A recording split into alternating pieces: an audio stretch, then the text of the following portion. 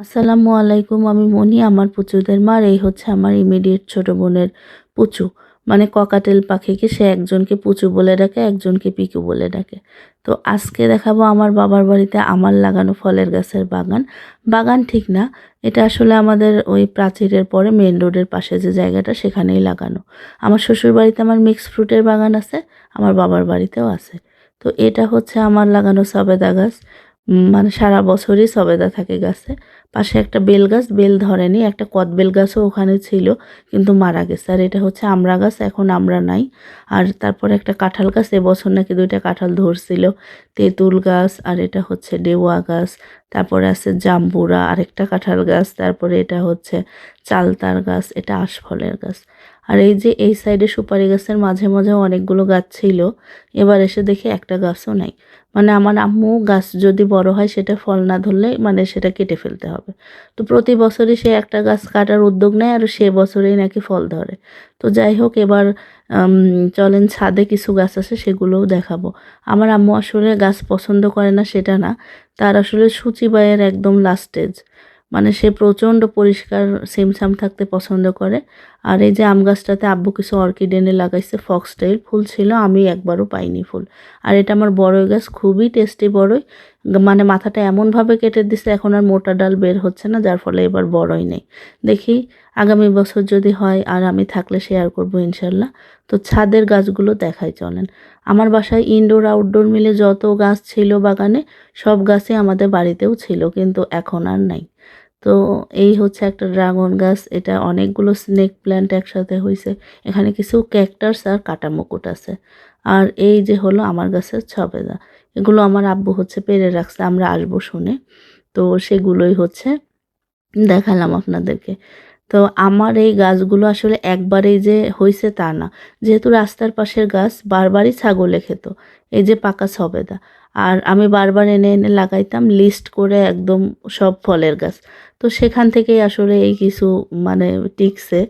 আর আজকে আরেকটা জিনিস দেখাবো চলেন, আমার গাছের প্রথম তেঁতুল। এবছর নাকি এই তেঁতুল গাছটাও কাটার সিদ্ধান্ত হয়েছিল। ভাগ্যক্রমে তেঁতুল ধরছে, আমার চোখেই পড়ছে। তা আম্মুকে বললাম যে আম্মু গাছটা আর কাইটো না, থাক। তো এই হচ্ছে আমার ছোট বোন আর আমি মিলে তেঁতুল পেরে নিচ্ছে একদম রাস্তায়। তো চেয়ার এনে বারবার পাড়ার চেষ্টা করতেছে, আবার গাড়ি আসতেছে, আবার সরাচ্ছে, এভাবে করতে করতে ফাইনালি 3 তেঁতুল পাইছি। তো এই 3 তেঁতুল ভর্তা করা হবে, আমার বোনের খুবই পছন্দ টক। তো খালি 3 তেঁতুল তো ভর্তা করে সবার হবে না, তাই একটু আমরা মিশিয়ে দিব। আর এই যে আমার ছোট ছেলে ছাদে একটু খেলতেছে। আর গতকালকে আমার ইমিডিয়েট ছোট বোন আমার ছেলের জন্য একটা গাড়ি আনছিল রিমোট কন্ট্রোল। সেটা রিমোট ওই যে দেখেন আমার মামির এই এই জায়গায় খড়ি টড়ি থাকে, সেই চালের ওপর ফেলে দিছে। তো এটা যে আনবো কীভাবে সেটা বুঝতেছি না। আর ওই যে দেখতে পাচ্ছেন এগুলো হচ্ছে আমার আব্বুর অফিস থেকে আনা। আমার আব্বু আনে নাই, আমার আম্মু কয়েক বছর আগে এনে এখানে জমা করে রাখছে অফিসের ভ্যানওয়ালা কাকুকে দিয়ে বলে। তো এখানে হচ্ছে আম্মু মাঝে মধ্যে আমরা আসলে বেশি মাংস হলে রান্না করে আর পিঠা করার জন্য ছাদে এই চুলাটা রাখছে। আর আসলে থাকেই তো আব্বু আম্মু, আমার ছোট বোন আব্বু বেশিরভাগ বাইরে থাকে, অফিসে থাকে, এত তো রান্না নাই, যার ফলে খড়ি টড়ি দিয়ে রান্না করতে হয় না। অলরেডি বাসায় 3-4টা সিলিন্ডার জমা হয়ে গেছে, কারণ আব্বুর অনেক সময় ট্রান্সফার হয়ে যায়, আব্বু তখন সেখানে গিয়ে নতুন করে তার সংসার সাজায়, চুলা টুলা এটা ওটা কিনে, এই জন্য। তো এই হচ্ছে আমার ছেলে বন্দি কারাগারে ছটফট করতেছে। সে ওই লোহার দরজাটা দিয়েও ঝাঁকি দিলেও খুলতে পারছে না, এবার গ্লাস ডোরটা দিয়েও ট্রাই করতেছে। মানে খোলা পেলেই সে দৌড় দিবে, আর বাইরে তো একদম রাস্তা, ভয়ানক অবস্থা, এই জন্য সবসময় লক করেই রাখা হয়। মেন গেট যদিও লাগানো থাকে, তারপরেও হচ্ছে ভয় লাগে, উঠানে গেলে আবার সেই পাটা ধুয়ে আনতে হবে, কারণ আম্মু সেই সূচিবায়ের সমস্যা। তো এই যে এখন এটা একটু খেলতেছে, ওকে প্যাম্পার্স পরাবো, হয়তো চেঞ্জ করব। তো যাই হোক, এই হচ্ছে ভিডিও। আর ওই যে সেদিন আনছিলাম গোলাপের চারা, সেই চারাগুলো এখনও লাগানো হয়নি।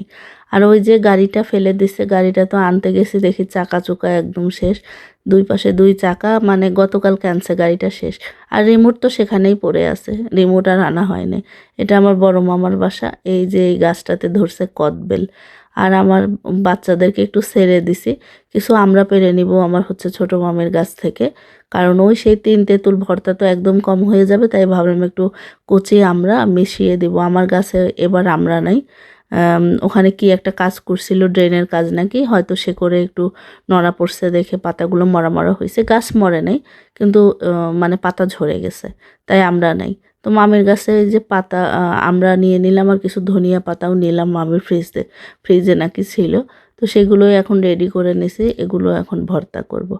বাটলে শিলপাটায় বাটলে বেশি মজা হয়, কিন্তু এখন আমি একটু ব্লেন্ড করে নেব তাড়াহুড়ার জন্য। তারপরে সবগুলো একসাথে মেখে নিব। এখানে সেই ওই যে তেঁতুল আর ধনিয়া পাতা বাটা আমড়াটা ব্লেন্ড করে নিছে আগেই। তারপরে দিয়ে দিব স্বাদ মতো লবণ, একটু বেশি করে চিনি, আর হচ্ছে একটু সরিষার তেল। সব কিছু দিয়ে ভালো করে মেখে জনপ্রতি হিসাব করে করে ছোট ছোট করে ভাগ করে নেব, কারণ আবার কম বেশি হয়ে যাবে কি। আর মেয়ে মানুষ সবারই আসলে টকটা একটু বেশিই পছন্দ, আর এত ঝাল হয়েছিল, আমরা একটু ঝাল কমই খাই। তো ভাগ্যিস আমার বোন হচ্ছে কিছু মালপোয়া পিঠা ভেজে নিছিল, সেগুলো খেয়ে পরে ঝালটা একটু কমছে। আর আমার মেয়ের কাজ দেখেন, আমার ছেলেটাকে কিভাবে মেকআপ করায় দিছে। মানে সে সময় সুযোগ পাইলে এই বাচ্চাটাকে এভাবে মেকআপ টেকআপ করায় বানি স্টাইলে লাফাইতে বলতেছে, সে বানি স্টাইলে লাফালাফি করতেছে। তো এই হচ্ছে কাজ। কি করব, মানে পোলাপানের কখন কি মন চায় ওরাই বোঝে না। আর ছোটটা অবাক হয়ে দেখতেছে যে এটা কি হচ্ছে। তো যাই হোক, আসলে কি বলবো, আর এই যে এখানে করছিলাম কিছু মিনি সিঙ্গারা। ওই যে মানে আনলিমিটেড খাওয়া দাওয়া ছাড়া কোনো ভিডিও নাই, এখানে এসে তো আর কোনো কাজকর্ম নাই। খাওয়া দাওয়া সেগুলোই ভিডিও করি, সেগুলোই আপনাদের সাথে একটু শেয়ার করি। তাছাড়া কি শেয়ার করব বলেন। তো এখানে এই যে সন্ধ্যার নাস্তা, আর এই আমার হাজব্যান্ড চলে যাবে, তো এই জন্য হচ্ছে একটা চার্জার কিনে আনছে আমাদের দুইজনের। একই চার্জার দিয়ে ফোনে চার্জার দিতাম। তো এখন যে সে যেহেতু বাসায় যাবে, আমি থাকবো বাড়িতে, এই জন্যই স্যামসাংয়ের একটা চার্জার কিনে আনছে আমার ছেলে, সেটা নিয়ে ইঞ্জিনিয়ারিং করতেছে।